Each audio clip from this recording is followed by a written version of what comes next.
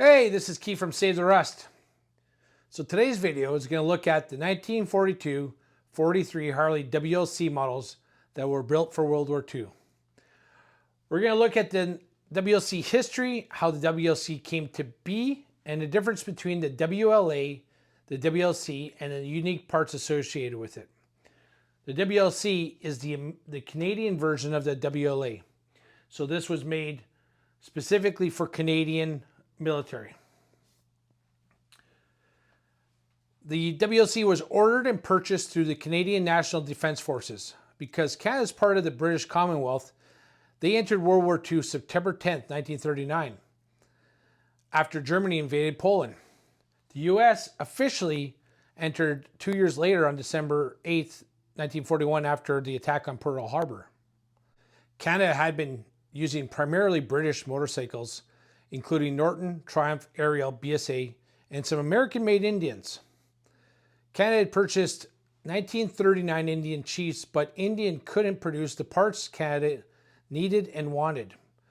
With Europe being bombed continuously by Germany, Canada looked at Harley in July 1941. The total contract for WLC models purchased by Canada for World War II included 1,638 1942 WLC home models, 8,382 1942 WLC export models, and 44 1942 ELC models, knuckleheads, plus spare parts, toolkits, and crating, totaling $4.8 million. According to the rate of inflation from 1942 to today, that would equal over $8 billion. Total 1942 WLC production numbers come in at 10,020 1942 WLCs, just like this one. Cost per bike was between $397 and $405. In 1943, Harley built another 8,000 Canadian WLCs for 1943. 7,000 for overseas and 1,000 for domestic. So the total for all WLCs produced was over 18,000.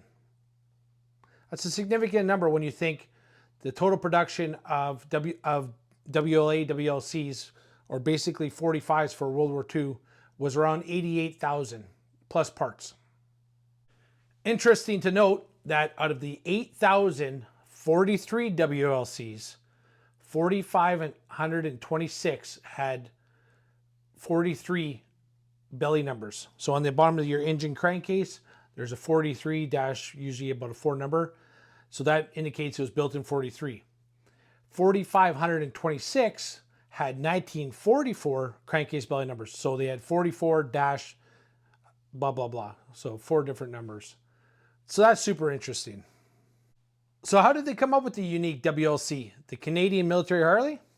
The CMP, aka the Canadian Military Pattern, was created by looking at the 1941 WLA and choosing to use the WLA aluminum heads, rear chain oiler, large skid plate, oil bath air cleaner, tire pump, muffler, and windshield.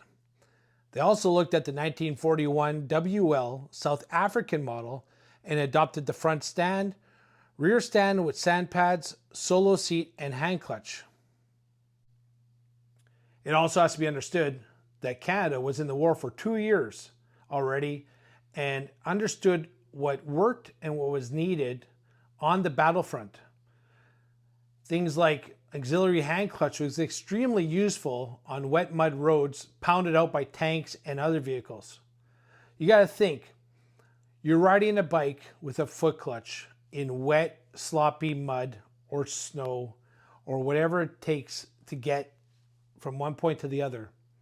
Having that auxiliary hand clutch, just like most of the British bikes that the Canadian military was already using, was really important so that you could put your feet down and still have the ability to stop or go forward and not have to take your feet down. You know, think about that position of running a foot clutch. If you've never run a foot clutch, this is your foot, your toe to go. So you're constantly going back and forth with your foot to spin your back tire or move your back tire and propel yourself forward. But when you have wet mud, it's easy to fall over, and then you're either going to be in neutral, not going anywhere, or you're going to be in gear and the clutch released and you're going. So your tire's moving and you're trying to, navigate some really difficult terrain. So having that auxiliary hand clutch would have made a huge difference with just the ability to ride the bike safely and not fall over. There is also a lot of unique parts that are only seen on the Canadian military Harleys. And we're going to go through them one by one and try and give you a better understanding of what these bikes looked like coming out of the factory in 1942 going into the war. The easiest way to start is just start at the front wheel and work our way up and back. So one of the first things you're going to notice on a WLC is a front stand. So what this does is there's a latch on the back here and a bolt, and it allows you to swing that forward, propping the front wheel up, and have the ability to pull the wheel off, and with the bike very stationary and very well supported. So this one here is the U-channel style. So this is a 42. The 43 front stand would have been stamped steel, looking more like this. So now we get into one of the most apparent features of a WLC. The WLC uses 18-inch interchangeable front and rear wheels.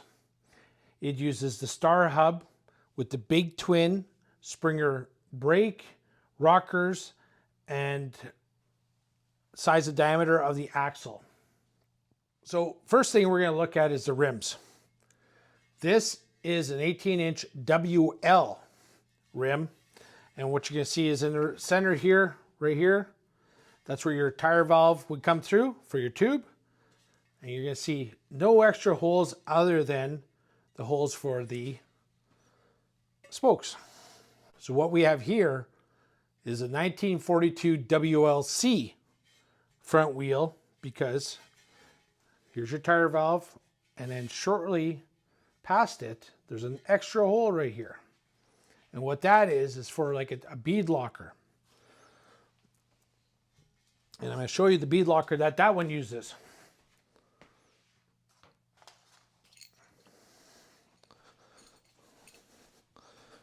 So in 42, they use a round bead locker. So it was just a bolt that goes down. This holds the tire in position, being an 18-inch wheel, being it's not that the newer style safety rims. This was like the early style rims. The ability for the tire to come off was a lot easier. So they would put these in two positions.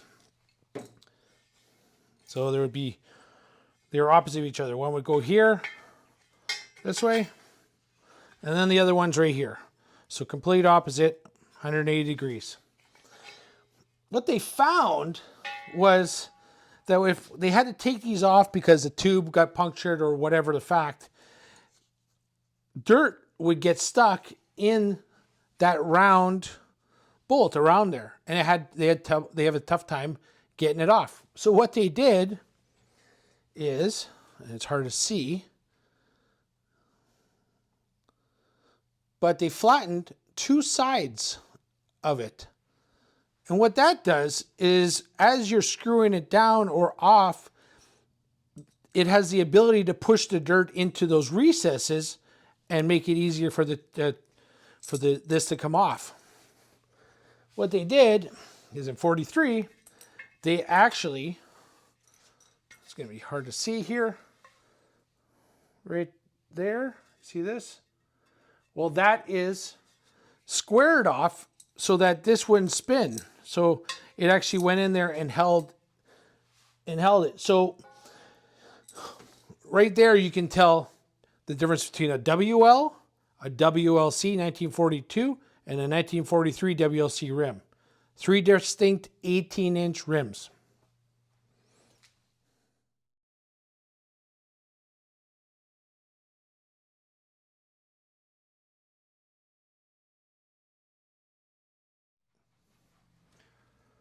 One of the other things I want to point out is there's a difference between a WLA and a WLC rear springer leg. So these are 7/8 stem, not the 1 inch like a big twin. So again, this front end is a bit of a mixture between big twin and 45.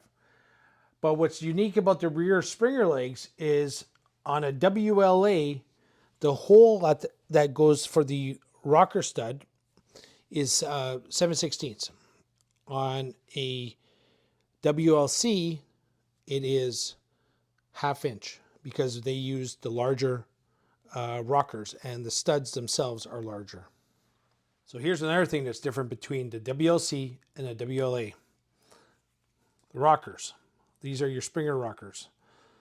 So if you look at the size, well, shape of them first, and then the size of the axle hole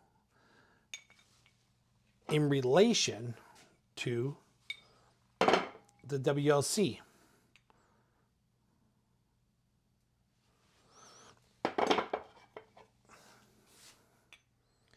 So the WLC has a larger axle.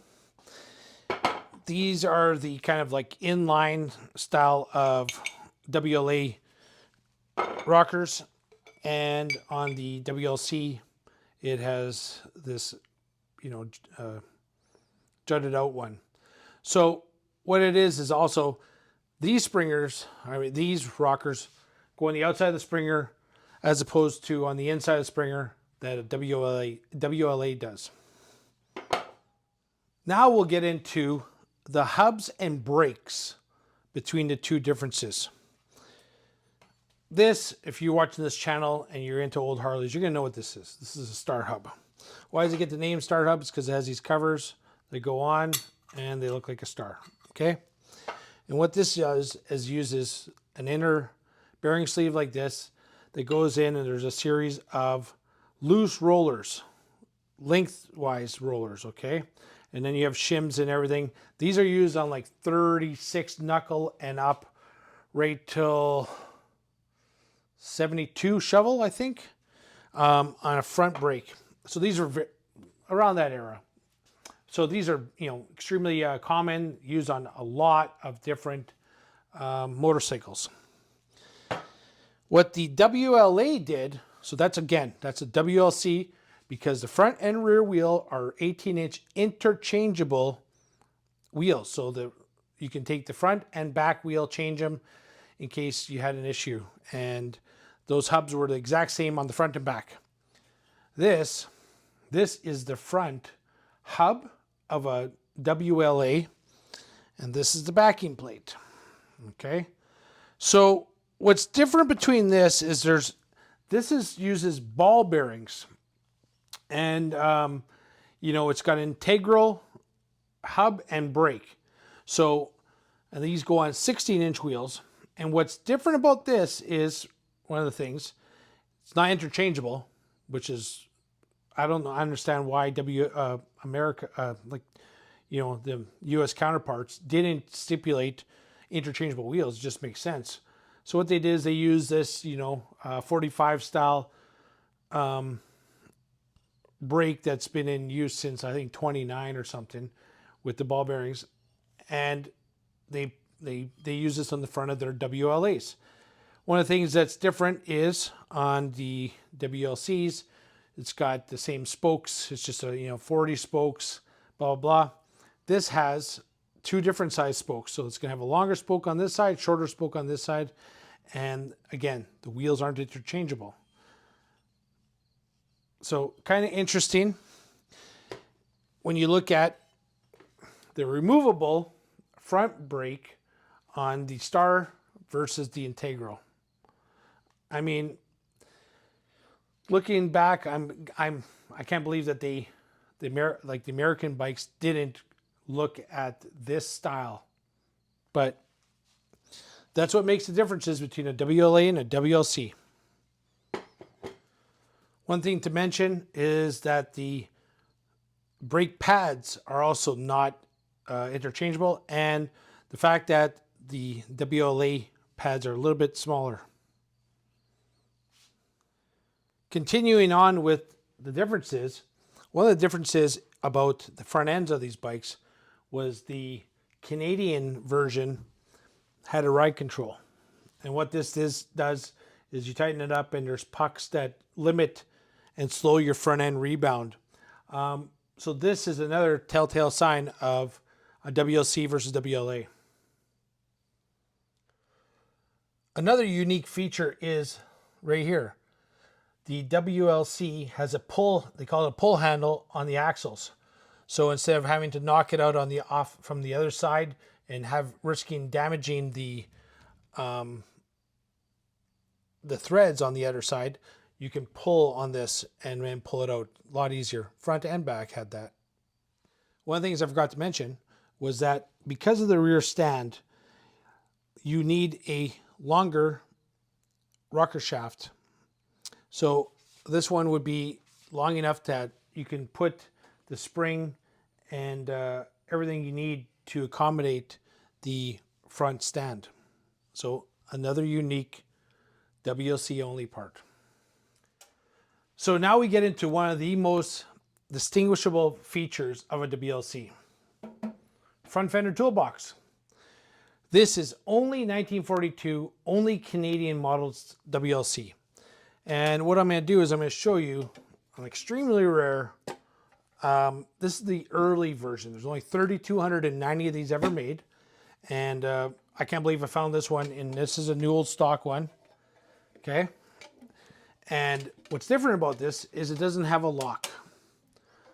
And this is the second version. This is the after 3,290. It has a lock on it. Okay. And what these carried was, there's a hole here. You see this little pad? That's all original. This is again new old stock. It had a 29 tooth front sprocket for a sidecar use. So there was talk of Harley supplying sidecars for the WLCs, from what I've read. And at one point they said no. I have a friend who has a sidecar. From his research, it's a Goulding sidecar, and about 100 of them were bought by the Canadian government and shipped overseas for WLCs out there. I have one that was brought back from Germany, another Goulding sidecar. This one's actually a 42 and earlier because it has the door. So that's one of the problems with doing all the research on the Canadian Harleys is there's not as much info as the American ones, obviously, because Harley being an American bike, there's a bit more research onto the American WLAs as opposed to WLCs.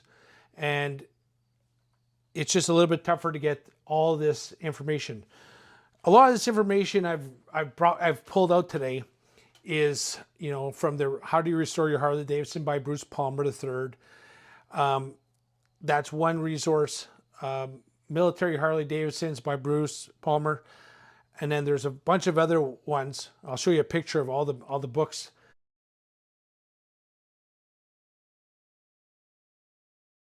Including parts manuals for WLA versus WLC. So what I was doing when I was doing a lot of the research on here is I would look and see what the difference was per, for the front end in parts, and then compare them from the WLA to the WLC parts list, and then come up with, those were Canadian only parts because they're only in the Canadian spare parts. So I had to pull up a lot of resources to, get this list off to you today. And I'm trying to do my best, and I'm trying to be as accurate as possible. But it's, this is a tough one, okay? A lot of the stuff you can get into specific serial numbers. I'm giving you as much, as correct as possible, but there are things that, the first 19,000 WLCs had this. Like I say, the toolbox without, that's 42 WLC, but it didn't have a lock. So there is things that were started in 42 that might have changed later because there was different orders, and they kept changing it and adding to it and adding to it. So do your own research when you're restoring a 42, and if you want it as correct as possible for the serial number of your bike. Now that there's more information, and more information is coming out every day concerning, let's say, WLAs. Well, I believe there's 5 different types of WLA, and you can restore your bike to that specific type, and that is going to show different parts, different colors on your oil pump and your transmission. If your cases are painted green, etc., it goes like that. So what I'm trying to do is give you an idea. If you're at a car show, you're at a museum, and you see a bike, you'll be able to pick up, that's a Canadian version, that's the American. That's what I'm trying to get to you today. And just educate yourself and educate me a bit more so we can keep building these bikes and getting them back on the road. Another feature that is unique to the Canadian versus American is the front fender. Now, it's only because you look at a 42 Canadian front fender, and it will have the holes for the box, and it's going to have the holes for the front light, as opposed to the American, where it's going to have that strengthening rib that goes across, and it's going to have the holes for the scabbard and the ammo box, and a center mounted fender light, which I'm going to show you right now. So this is a WLA style front fender light, and that would be positioned almost right in the middle up here. But because this is a Canadian, this has the box. This is the front fender light. And there's actually 2 versions of this. These are pretty hard to come by nowadays. And that would go here on this one. And what's interesting is if you look up close, you can see the serrations. This is a blackout light. Blackout light, what it does is it, instead of just seeing the light, it's going to protrude down. So if you're driving these bikes in World War II, you can have a shroud on your headlight, and what it's going to do is it's going to direct the light down in front of you. Similar to this. So this one's off of a Norton. See the blackout light? So it's just got a little slit.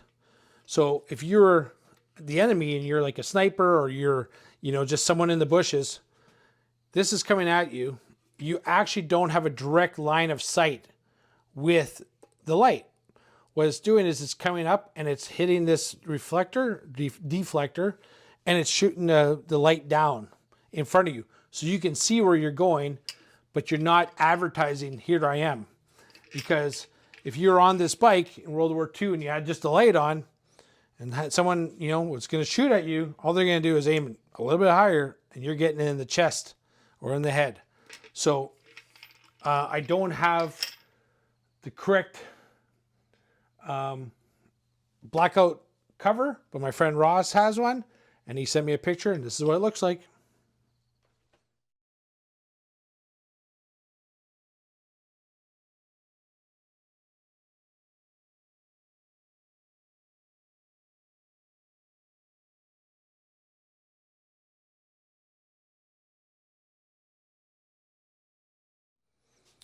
Speaking of the blackout light, here's another rare piece, Canadian only.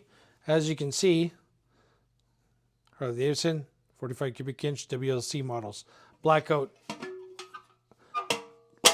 setup. So this would have originally had the blackout light in it, blackout cover in it, and I think they made another 3,300 of these or something. And these were given to domestic models so that they were going to if they sent them overseas. Came with this, and pretty neat piece. All original paint. Really cool. And we'll continue on. So one of the things I want to point out, again, you're looking at a bike at a car show and you see it, real distinguishing factor, WLA, WLC. WLA has the scabbard, which for the gun, and the ammo box. The Canadian Harleys rejected the ammo box and the scabbard, actually rejected the mirror. I put it on this one because I want to see what's behind me. They also rejected the buddy seat because we have the passenger seat, which we'll get to soon. They also didn't want the 16-inch wheels. They also didn't want leg shields, which we'll show you what those look like. And they also didn't want the full rear safety guard. They have a half guard. So a lot of things that you can see on a bike that's going to tell you Canadian versus American. So one of the rejected items that Canada didn't want was the leg shields. This one's an original paint. And this would have gone on kind of right in here. So again, you're at a car show, see a leg shield, that's American. One other little thing I wanted to mention about the toolboxes was there are a couple pictures of a toolbox behind the passenger seat. I am not sure at what point they used them, how many they did that like that, but just giving you an idea that these weren't just on the front fender, they're also on the back fender. One more little thing I wanted to point out about the front end. This is another thing from the Canadian government, and they show you to create a plate that goes underneath the top nuts on your springer and put a strengthening plate. So it's just a piece of steel. What this is supposed to do is supposed to minimize when the motorcycles are driven over rough ground. The spring rod bushings has a tendency to rise from its seat and to be held in an offset position on the edge of the rigid fork bracket guide, causing the spring rod to be poorly guided, causing failures. So this one has a little Harley emblem. This came off another bike, but this is one that was on a 45 that I had found, and this goes underneath just to keep the rods in position because there's nothing holding them other than just the guides that are, 5 inches down. So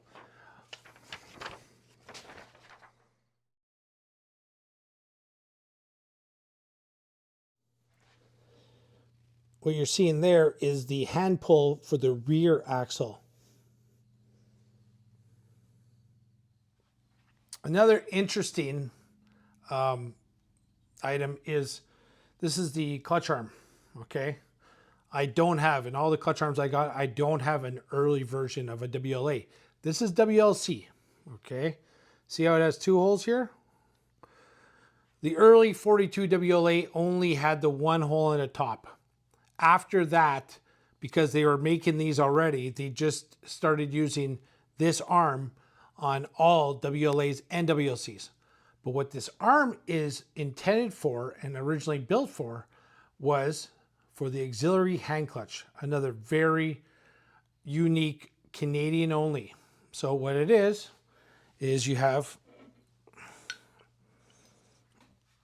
a lever. I'm going to show you the difference between the two levers just because I have them. So if you're ever at a swap meet and you see this lever, first thing you're going to do is think brake.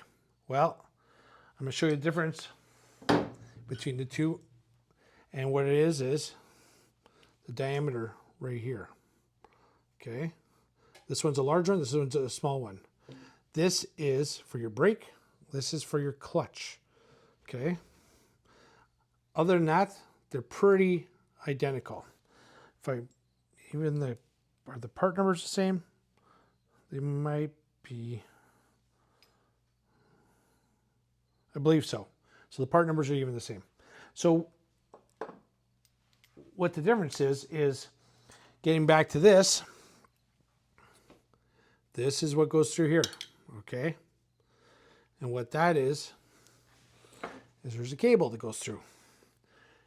This is the mount that goes on your clutch cable. This is a secondary clutch. So this is the auxiliary clutch. So this cable is all unique to the Canadian. So the cable comes through, goes through this, and then goes through here. And when you push on you can use your foot or you can use your hand, and it's going to pull and actuate the clutch. So what's unique about this cable, again, is this size. That actually goes right in there, nice and tight.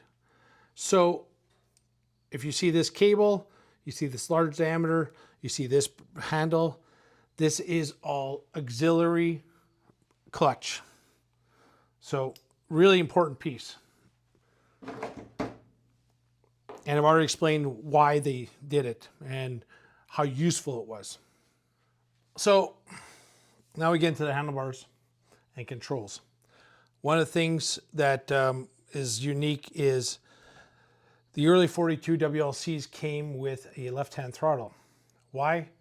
Because they were used to using the Indians they had bought in 1939, the Indian chiefs.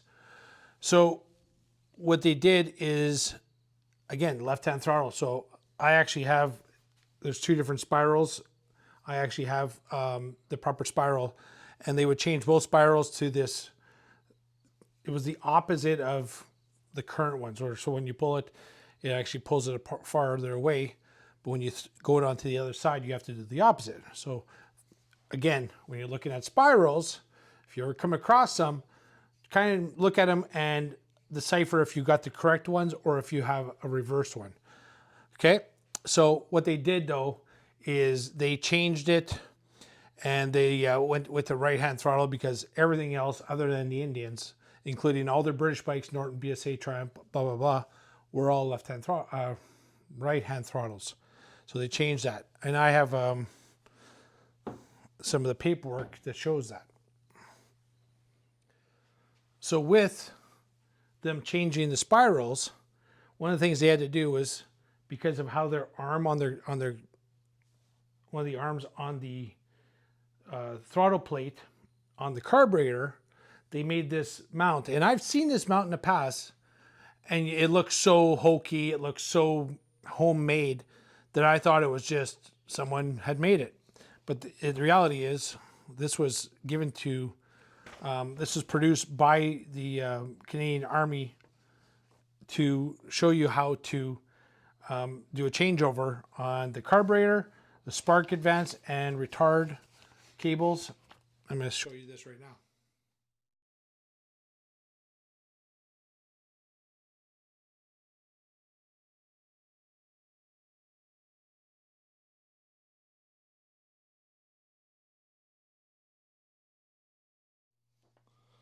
So when you look at this schematic, you know, basically it shows you how to take a piece of a plate and then fold it over. And if you look closely here,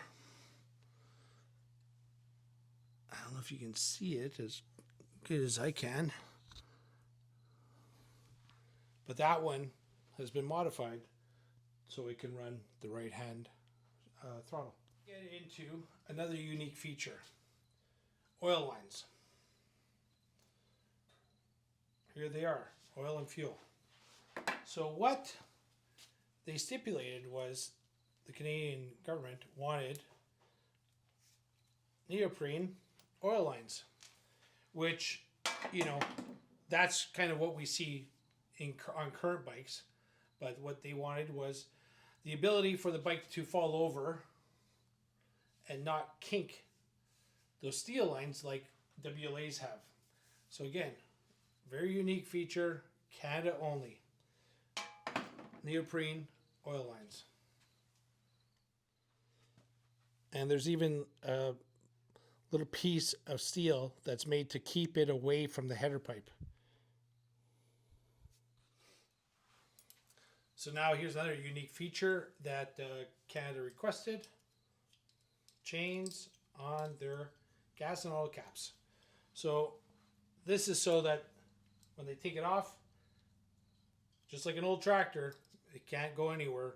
You can't forget it because it's going to be sitting there. And I got two different styles here. One's a short cap and one's a tall Eaton cap.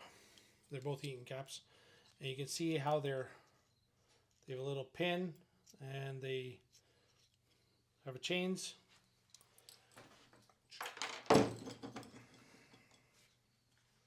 And then I wanted to show you, here's a new old stock oil cap.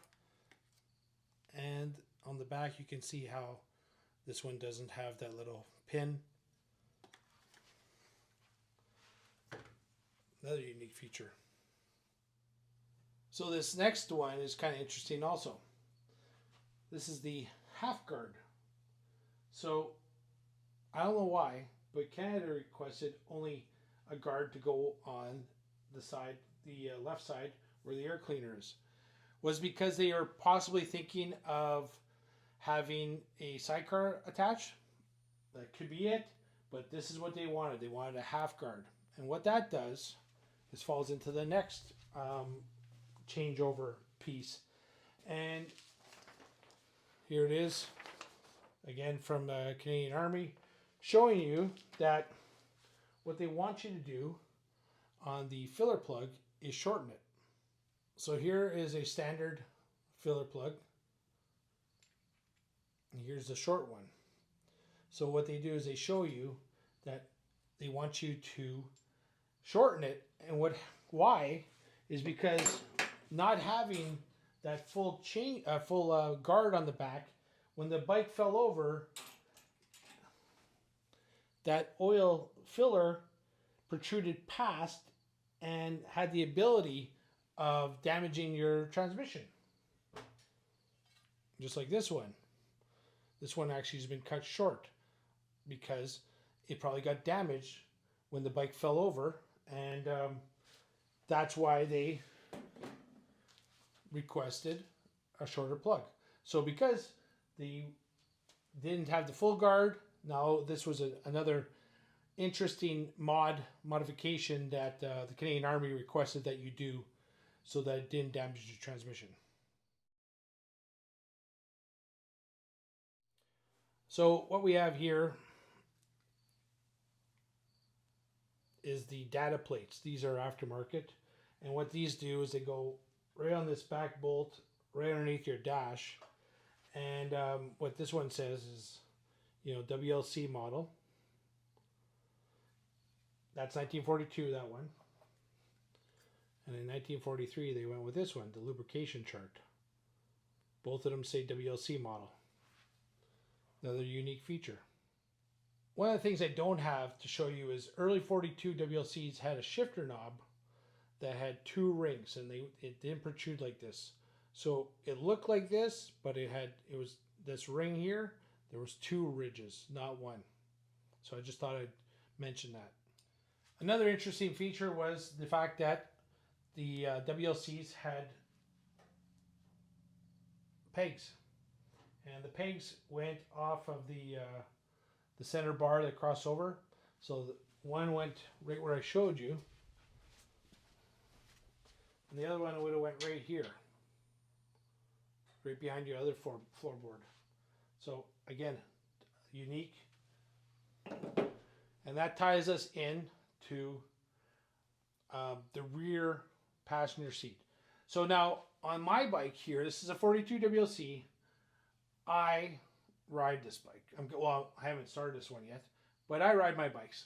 And what I wanted is I wanted the saddlebags and I wanted the rear rack, military style. And like I said before, I wanted the mirror. So I'm doing, you know, changes that are for me. If I was getting this judged, it would have to be different. So again, this wouldn't come out on a 42. There were some 43s that had a different style of mount for your saddlebags. I don't have one of those to show you. And there's a couple of different seats. So this is the second version of the seat, if I remember correctly. The first version would be a black seat. This is a tan seat, so that's the second version. The third version would have been more of a American style seat, because this is a British style seat. And this goes onto the back here. Okay, so again, this rack wouldn't have been here. So that seat would have been suspended for a passenger. And what that would have also given you would have been passenger peg mounts. So this one would have gone kind of in this position. Let's see if I can get it. Okay, so it clamps on the front, clamps on the bottom, and that's where the passenger would have had their feet. And then I don't have all the parts of this mount, but there's a grab handle so they can hold on. So if you ever see a rear seat set up on a back of a military Harley, it's probably a WLC, because Americans never had that. Okay, so that's another really unique feature. One minute difference is on the WLC, it had this hex bolt with a cotter pin. Okay, so it's got a hex bolt here and a cotter pin. The original, like a WLA, would have a spring right here. Another Canadian mod requested by the Canadian Army was frame serial numbers. And where they usually go is underneath here, underneath onto this cast piece. I have a few bikes with the serial numbers stamped in there, and there's actually a few different styles of stamps. But what they are is they just match the original motor that the bike came with. Now, if the bike got a new motor and it was replaced, they still track the motorcycle by the frame number, the original engine. Here's an original stamp. It's really hard to see. There's a 403, and you can kind of see WLC, and I can't make out the rest, but that's what they would have looked like.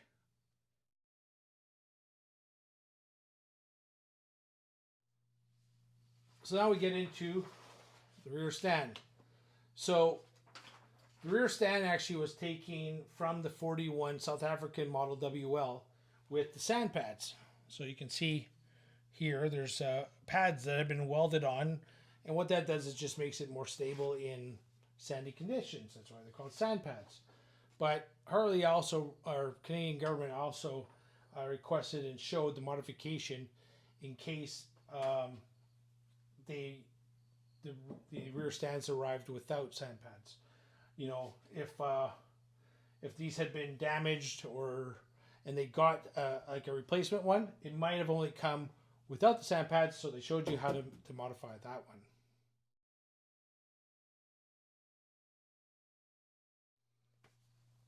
So with all this research, I have encountered something I wasn't aware of. So this is as always referred to as the Canadian early small round air cleaner. The reality is this was also used on the 1942 WLA Type 1, which is a smaller production, and the first 400 of the Type 1B, and all 1942 WLCs. So how many were on WLAs? I'm not really sure, but it's a limited amount, as opposed to at least 10,200 WLCs. There was a change up that occurred, and there's a difference on the WLAs. It has this kind of cover, and there's a louver, and I'm not really sure of how all that worked. I think it's a little bit of a different body, but this is, again, this is only WLA, and it had this this cover on the top of another air cleaner. So while I've always said this is Canadian only, the reality is it was on the very early WLAs, and but I'm still going to say it's a Canadian because it's more common as a Canadian only piece. And then what we'll do is I'm going to show you. This is what most WLAs and then all 43 WLCs use. This is a new old stock square oil bath air cleaner. So if you ever wonder what that meant, it's like an old tractor, okay? Remember, this is from the 40s, so technology was a lot different. And what you did is you put oil up to that line, okay? And then see that vent in the back? The air is going to come in, and it's going to kind of hit that oil, and it's going to trap anything that's any dust and stuff. And then it basically filters that air before it puts it into your motor. So lots of tractors, like, I mean, every tractor used that till, I'm thinking the 70s. I remember using an old tractor, a 74 Ford, and if I remember correctly, it had an oil bath, but that was 30 years ago. So this one also, the round has an oil bath at the bottom. You can see the oil level right there. So that's another unique piece. And now we got one more that I'm going to go off of, and that is the lap apron. I've never unraveled this. I'm kind of worried that it might just turn to dust because it probably hasn't been unraveled in 50 years. So we're going to start and we'll see what happens. But what this would do is, a lot of times you see it was kind of right there behind and underneath the seat. And what this is it's like from all accounts, it's a lap apron that goes over your lap while you're sitting on the bike, and it kind of captures the heat from the motor for your legs in the winter. So let's see what it looks like. So here we go.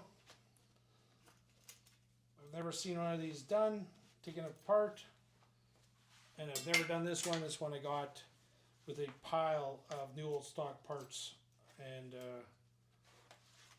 it's been in my showcase all that time.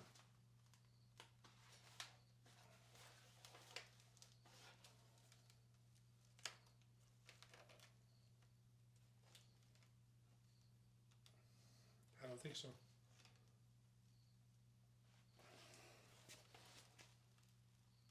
I don't know if you can hear that, but it's kind of like cracking. So let's just put it back away and not open it ever for the rest of the time, unfortunately, because I was really curious on how this worked. But it's this like old tent material almost, like.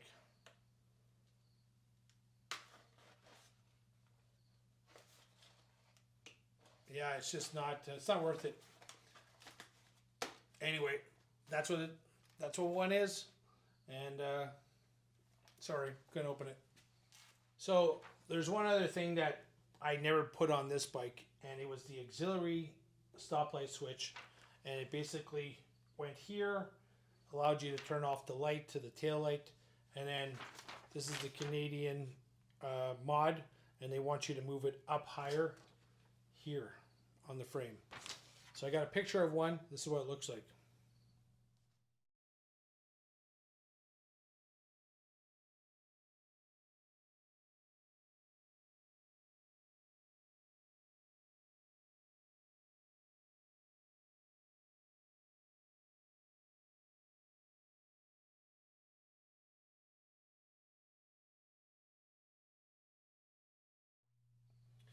So now we hit the back of the bike, and here is the extremely rare 1942 Canadian only taillight. It's got these Bakelite screw-in pieces. It's got these unique taillights, and there would have been blackout discs on top with little holes in it to allow the lights to come through. In 43, they went with those bullet style. They're a little bit longer, smaller diameter. And then the American had the large, the same ones they use, I think, on Jeeps and tanks, or Jeeps for sure. So that's a unique 1942, hard to find in original condition, just like this one. There's a number of unique Canadian WLC manuals. This one's the operator's manual, WLC. This is from March 1942. Extremely helpful. It's got all kinds of great information, including wiring harness, which most publications don't show you the Canadian wiring harness. So this is a really good piece. There's also a few others I'm going to show you right now.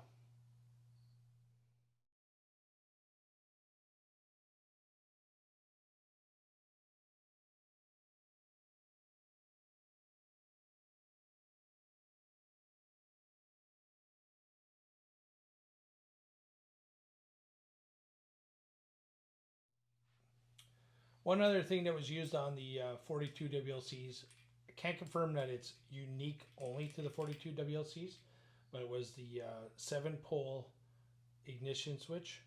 A lot of the WLAs used a 5-pole ignition switch. And there are, I think, 5 different types of those ignitions. And when you're wiring a bike for WLC versus WLA, make sure you have the correct ignition switch because of how it transfers power differently. Obviously, because it's got 7 poles as opposed to 5 poles. So just a little word of advice.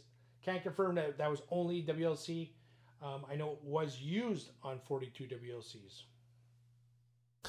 This is a local shop that in 1959 were still selling complete Harley Davidsons for $250. Unbelievable. One other thing that makes WLC unique, again, would be the back flap, because it's going to be made only for this style of taillight. The American had a 4-bolt mount. This has a 3-bolt. And there's one other difference, I believe, with the back fender, that this, don't quote me on this one. This one's, I have to do more research on, but I think this is the WLC had the wire loom insert and the WLA didn't. But hey, correct me if I'm wrong on that one. Put it in the comments.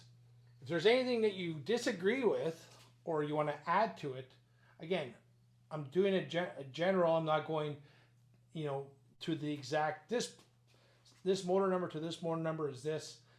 This is a really good general how to spot a WLC versus WLA. And with that, I think that's it.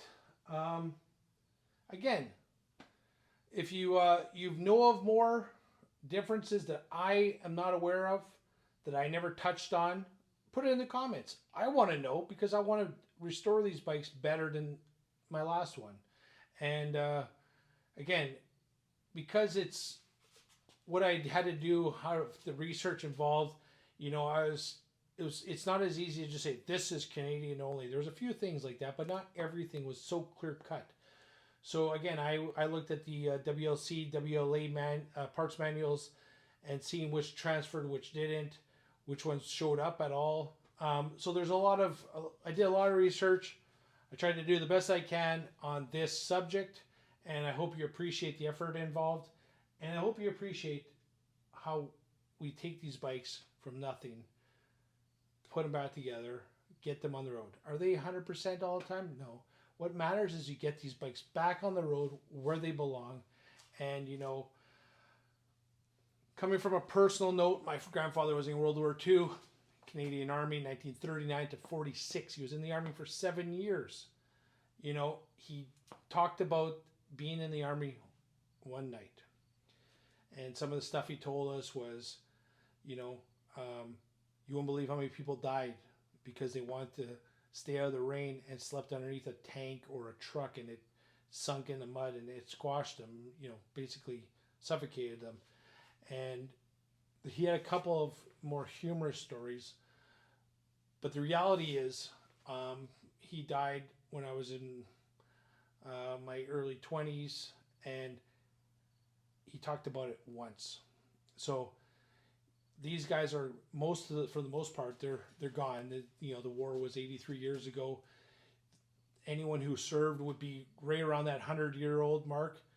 So in order to keep their memory alive, you know, keep the fact that the greatest generation of people on this earth fought against tyranny, against Germany, against the Japanese, and you know, we owe them more than you know, than I know. We owe them everything we have, and everything the world has, because they fought against evil and persevered. So with every motorcycle that we put back on the road, we keep those memories alive, and that's what's important. So, hey, I'm Keith from Save Russ. This is who we are. This is what we do.